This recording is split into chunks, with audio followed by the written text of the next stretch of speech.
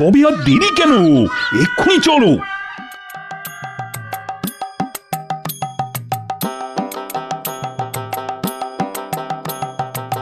এবারে মন্ত্রীকে খেয়ে আমরা আমাদের পেট ভরাবো। হ্যাঁ, ঠিক বলেছিস, অনেক দিন আমরা মানুষ খাইনি। এবার আমরা মন্ত্রীর রক্ত চুষে খাবো, মন্ত্রীর ঘাড় মটকাবো।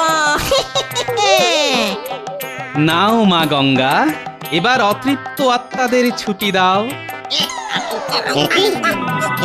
এটা কি হচ্ছে? আমরা গায়ে জোর পাচ্ছি না কেন?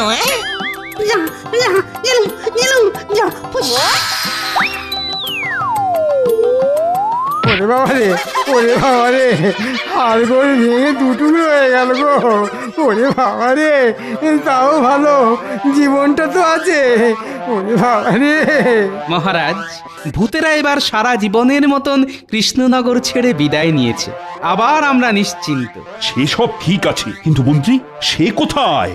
ওরে বাবা রে, মা রে, ওরে বাবা রে, মা রে, মরে গেলাম রে।